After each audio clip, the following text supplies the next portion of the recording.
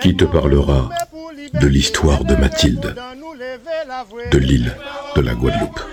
Les assistances pour frapper la main. Les marrons pour liberté. Les tambouillés pour jouer les cartes. Apprendre son histoire est un acte de résistance. J'ai fait un live hier, je n'avais pas fait de live depuis longtemps, et j'ai eu l'honneur d'avoir la visite dans ce live qui avait une thématique qui était en fait relative aux menaces qu'Israël avait engagées, entre guillemets, contre l'Algérie.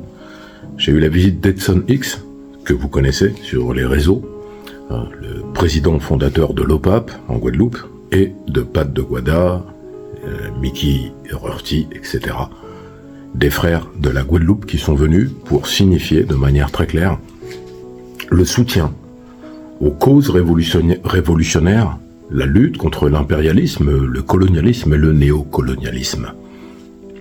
Durant ce live, naturellement, nous avons évoqué la situation aux Antilles et, bien sûr, à la fin, à la demande d'Edson, j'ai rappelé l'histoire de Mathilde et l'histoire de Mathias, des enfants. Et là, je vais donc faire cette vidéo pour rappeler, parce que j'ai déjà fait des vidéos sur Mathilde. Après, je le dis sans aucune amertume, en général, mes vidéos qui concernent les Antilles font très peu de vues.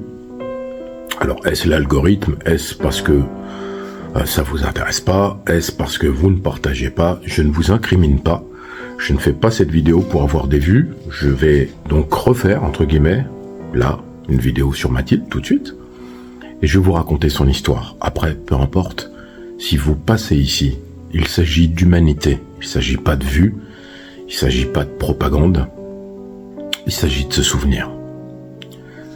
Je le fais aussi parce que je l'ai raconté pendant ce live-là, je l'avais fait dans d'autres lives, et en fait, à chaque fois, les enregistrements se perdent. J'avais publié le récit de Mathilde sur ma chaîne, mais là, je recommence parce que la répétition affirme la conviction. Alors Mathilde, essayez d'imaginer, nous sommes en Guadeloupe, au XVIIIe siècle, en 1783. La jeune Mathilde, elle est âgée de 8 ans. Elle va bientôt avoir 9 ans cette année-là. Et là, je dois vous faire une précision. Mathilde a existé et ce n'est pas un personnage fictif. Et écoutez bien ce qui va suivre. Cette petite fille est née sur la plantation ou l'habitation, appelez-la comme vous voulez, à Petit-Bourg, dans les environs de Petit-Bourg, en Guadeloupe. Une habitation sucrière, avec un maître d'une violence inouïe et d'une réputation robuste sur le fait qu'il violente ses captifs de manière permanente.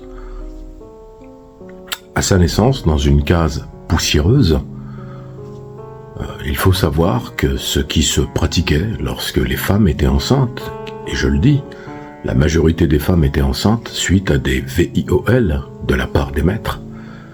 Et donc, sa mère est enceinte et elle va mettre au monde Mathilde dans une case. Mais la pratique qui était régulière, c'est qu'il n'y avait pas d'assistance médicale et pas de médecin au chevet d'une femme captive qui mettait au monde un enfant. Néanmoins, l'enfant avait une valeur marchande. Pour le maître, lorsqu'un enfant naissait sur une habitation, cela venait rajouter une captive qui pouvait alimenter et ça lui faisait économiser l'achat sur le long terme d'un esclave. Donc Mathilde va naître dans ces conditions de cette époque et le maître va appeler un vétérinaire parce que la mère a du mal, son accouchement se passe mal, elle est dans cette case qui est sale, sans hygiène, sans confort, elle est à même le sol et elle est en train de tenter de mettre au monde cette petite fille. Quand le vétérinaire arrive, lui, il est habitué à cela et il considère que les Noirs en Guadeloupe sont pareils à des animaux conformément au code noir. Lorsque la petite se montre, c'est-à-dire lors de l'accouchement, le vétérinaire va tirer comme un forcené et il va tirer la jambe parce qu'elle se présente dans le mauvais sens. Et là, il va tellement tirer fort pour extraire cette petite fille qu'il va littéralement la rendre handicapée à vie C'est-à-dire que toute sa vie, cette petite fille, jusqu'à ses 8 ans, va cloquediquer. Elle est handicapée d'une jambe et ce n'est pas de sa faute. C'est parce que le vétérinaire n'a aucune considération ni aucune humanité pour elle. Donc cette petite fille va naître dans cet environnement totalement hostile et totalement orienté vers le profit de ce maître que nous appellerons Jean. Pour ceux qui connaissent mes livres, vous saurez qui est Jean. Donc, la petite va grandir, et dans ce système esclavagiste qui est en Guadeloupe, une enfant ou un enfant, qu'il soit garçon ou fille, n'a pas d'enfance. C'est-à-dire qu'en fait, il est une charge. Il faut le sevrer, il faut le nourrir, et les enfants ne sont pas du tout, entre guillemets, mis à l'écart et grandissent avec des jouets, etc.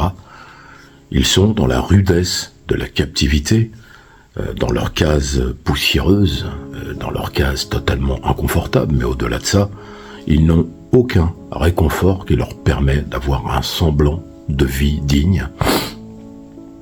Et donc Mathilde, malgré tout, grandit dans l'affection de sa mère, et à l'âge de 5 ans, parce que c'est ça qui se passait sur les habitations en Guadeloupe, à l'âge de 5 ans, elle doit travailler.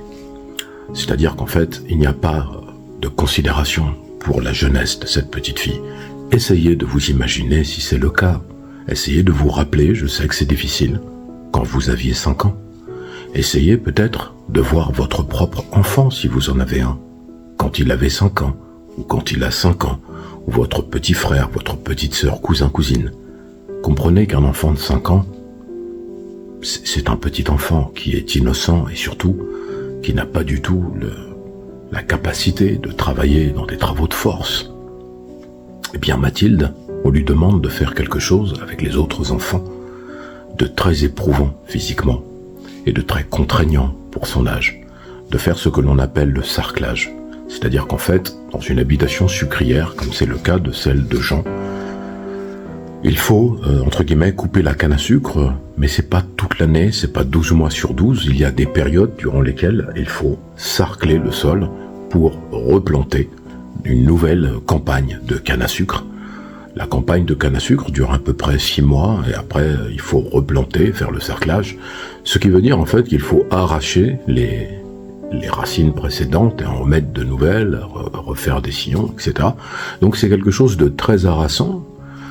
Et il demande aux enfants, pendant que les plus grands, eux, s'occupent des tâches plus difficiles, de sarcler le sol. Ce sont les enfants qui font ça, et les vieillards, ou ceux qui sont en faible capacité. Donc Mathilde, à l'âge de 5 ans, fait du sarclage. Elle va exercer sa tâche avec conviction, pas parce qu'elle aime ça, c'est simplement qu'elle ne veut pas décevoir sa mère. Mathilde, à l'âge de 5 ans, a déjà vu des gens se faire pendre. Elle a déjà vu des gens être battus, elle en a même vu être crucifiés, elle en a vu d'autres être punis de façon abominable et ignoble, et surtout, avant ses 7 ans, elle a revu des gens se faire couper le jarret, les oreilles, être marqués au fer rouge, et tout ça, elle ne peut pas l'enlever de son esprit, et elle vit dans la peur, tout simplement. Parce que, à sa place, vous alliez vivre aussi dans une peur permanente. Elle est trop petite pour subir des VIOL. Ça commence en général vers l'âge de 8 ou 9 ans, justement, parce que le maître n'a aucune considération pour eux. Donc Mathilde s'occupe du sarclage, elle essaye de rendre sa mère fière pour ne pas que sa mère ait des problèmes, parce qu'elle sait qu'on peut s'en prendre à elle si elle effectue mal les tâches qu'on lui demande de faire. Les années vont passer ainsi. Elle est connue sur l'habitation comme la petite qui boite, qui cloquedique, comme ils disent, mais elle est toujours souriante, malgré tout, parce qu'elle sait que c'est une bénédiction de vivre. Tous les dimanches, il l'emmène à la messe avec sa mère et les autres, et lui répète que c'est son devoir d'obéir au blanc, et que c'est Dieu qui l'a décidé. Elle ne comprend pas tout ce qui se raconte, mais elle se dit en fait qu'elle est avec sa mère et les siens, ceux qui lui ressemblent, et que c'est ça le plus important. À l'âge de 8 ans donc, je reviens à cette fameuse année, elle va bientôt avoir 9 ans. Et là, comme elle a grandi, elle ne fait plus le sarclage, quasiment, elle s'occupe des bagasses. Alors les bagasses, ce sont des fagots qui sont constitués des déchets de la canne à sucre, et c'est séché au soleil, et ça fait des fagots que l'on noue avec des petites cordelettes. Et ensuite, ces bagasses vont alimenter les fours de ce que l'on appelle le grand atelier, là où on fabrique le sucre. Il y a le petit atelier où l'on récolte et que l'on traite la canne, et dans le grand atelier, on fait cuire cette canne pour fabriquer du sucre, de la mélasse, fabriquer du rhum, parce que les Français ont pris goût au sucre. Et souvenez-vous que ce sont des gens, des enfants, des femmes, des hommes, qui ont été exploités pendant des générations afin de permettre à des Français et des Européens de sucrer leurs boissons, de sucrer leurs pâtisseries ou de boire du rhum et de s'enivrer à tout rompre. Mathilde, donc, transporte ces bagasses, ces fagots qui sont quasiment aussi grands qu'elle, qui sont plutôt lourds, mais elle le fait toujours avec la même conviction et le même courage. Et donc, au fil des saisons, elle porte ses bagasses, et nous sommes cette année où elle a 8 ans. Et ce jour-là, le maître a décidé, il le fait parfois, d'aller hurler sur son habitation pour pouvoir dire « Je suis le maître, je suis l'autorité suprême sur les 180 esclaves qui sont sur l'habitation. » Il y a le commandeur qui s'appelle, c'est son surnom, le Corbeau, de son nom Albert. Le commandeur, lui, il veut faire bonne figure, il se met un peu à être violent dans son comportement, parce que le maître est là et le maître veut du rendement, parce qu'il dit à son commandeur que le rendement n'est pas suffisant en ce moment. L'argent, le profit, c'est ça qui a créé le capitalisme, et c'est ça qui a financé les rues de Paris que vous trouvez aujourd'hui, les belles rues de Paris. Elles ont été faites avec le sang des esclaves de Saint-Domingue, de Guadeloupe, de Martinique, de la Réunion, de la Kanaki, de la Guyane. Il ne faut pas l'oublier, et naturellement les colonies africaines par la suite. En tout cas, ce jour-là, le maître est sur son cheval, il parcourt son habitation et il approche du grand atelier, et il n'est pas content du rendement, et il se met en colère, il se met à chercher des coupables, et il voit la jeune Mathilde qui cloque-dique, qui boite. Il ne l'avait jamais trop remarqué auparavant. Pour elle, c'est quelque part le maître, c'est la puissance sur cette habitation. Mais pour lui, Mathilde n'est personne. Mathilde, c'est juste une négrite. C'est comme ça qu'ils appellent les petites filles noires. Il s'approche d'elle parce qu'il ne comprend pas ce qu'elle fait là. Elle boite, elle est lente, elle a du mal. Il lui hurle dessus, en lui demandant d'aller plus vite. Elle s'exécute, mais elle n'y arrive pas, et elle chute avec la bagasse. La bagasse s'écrase au sol et se décompose, que la cordelette s'est brisée. Le maître est furieux. Il descend de son cheval, et il la bat. Il la frappe, d'abord avec sa cravache, avec laquelle il domine son cheval. La petite crie, la petite pleure, parce que c'est une enfant qui prend des coups. Mais personne n'ose intervenir parce que les gens ont peur. Ce ne sont pas des lâches, on ne doit pas les juger. Certains vont devenir des marrons, des nègres marrons. D'autres vont vivre jusqu'à la fin cette vie d'esclave dans la peur permanente. Mathilde est à terre, elle est sévèrement battue, mais le maître est rentré dans une espèce de fureur. Et là, il va commettre l'irréparable. L'horreur absolue. Il prend la petite, il la soulève comme un fagot, comme une bagasse, et la traîne jusqu'à la cuve de mélasse brûlante. Et là, devant tout le monde, sans que l'on comprenne pourquoi, même le commandeur est surpris par cette action. Mathilde allait avoir 9 ans. Mathilde était une enfant. Mathilde était une petite fille noire en Guadeloupe. Il était là, son tort. Le maître prend la petite, qui implore, et la mère de Mathilde voit tout, et elle supplie de laisser sa fille. Elle dit qu'elle fera le double du travail à sa place. Elle supplie encore et elle se met à genoux. Et le maître prend la petite.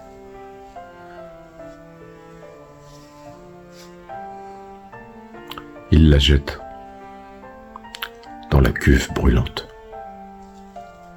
Les hurlements de Mathilde vont traverser l'habitation et faire trembler tout le monde. Tout le monde se fige. Tout le monde connaît cette petite fille. Il y en a même qui se sont pris d'affection pour elle. Elle hurle. Elle hurle tellement fort. Toute son humanité qu'on lui a niée depuis sa naissance. Que le maître comprend que ce qu'il vient de faire peut avoir de grandes conséquences. Il n'a pas peur des punitions du procureur du roi à Pointe-à-Pitre. Ce qu'il craint, c'est que ses esclaves se révoltent à cause de cela. Il demande à ce qu'on retire la petite de la cuve. Elle n'est plus qu'une plaie béante, une plaie vivante. Elle est encore en vie, la petite Mathilde. Ne croyez pas qu'il appelle un médecin, ne croyez pas qu'il lui apporte des soins. Il l'a fait porter à sa case et il demande aux autres de reprendre le travail. Elle est déposée là. Elle va agoniser pendant 3 jours. Le soir venu, tout le monde vient à son chevet, ils essayent avec des herbes, des onguents. Ils essayent de l'apaiser. Ils essayent de la soigner, de la sauver. Elle est brûlée au 3e degré sur tout son corps. Ses cheveux ne sont plus là. Et elle est dans un état totalement inhumain. Et au 3e jour, à quelques jours de son anniversaire où elle allait avoir 9 ans, elle meurt. Elle quitte ce monde dans un anonymat absolu, dans un silence étouffant. Le procureur du roi est averti et le maître est convoqué. Il doit s'expliquer parce que l'affaire fait grand bruit. Il a jeté vivante une enfant dans une cuve. C'est même publié dans une gazette. C'est comme ça que j'ai découvert l'histoire de Mathilde. Puis une autre gazette reprend. Et donc il va y avoir un jugement. Le maître sera condamné. À quoi, me direz-vous, pour avoir tué une enfant dans d'une façon si barbare? 15 francs d'amende. Voilà, l'équivalent de 150 €.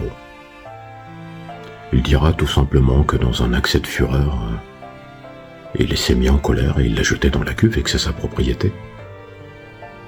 On va lui donner une amende de 15 francs parce que c'est pas normal ce qu'il a fait.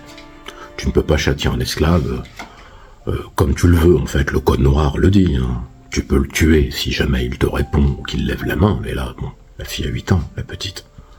15 francs d'amende. Voilà pourquoi vous devez savoir qu'aujourd'hui, quand on voit qu'en Guadeloupe, à Saint-François sur la plage, au cimetière des esclaves, j'ai vu des vidéos, des Français jouent à la pétanque, à l'endroit même où on a trouvé des ossements humains, à l'endroit même où l'on a enterré à la hâte des esclaves qui n'ont pas de sépulture. Et que le Français répond, j'ai le droit de jouer à la pétanque, et alors? La petite Mathilde a été jetée dans une fosse commune.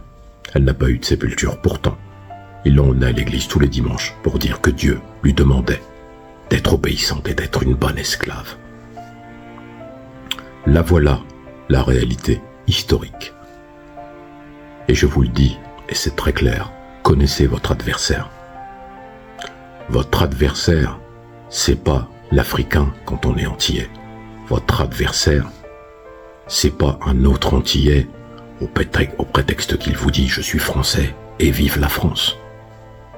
Votre adversaire, c'est celui qui, aujourd'hui, assume pleinement que ses ancêtres ont jeté la petite Mathilde dans une cuve et qu'il a eu une amende de 15 francs.